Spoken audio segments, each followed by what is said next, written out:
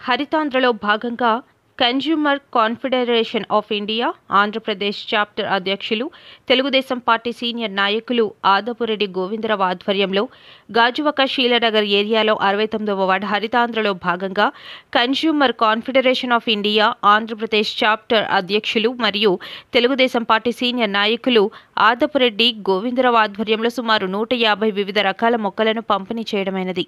ఈ కార్యక్రమానికి ముఖ్య అతిథిగా assistant civil supply officer T Krishna గారు హాజరై మొక్కలు పంపిణీ చేశారు.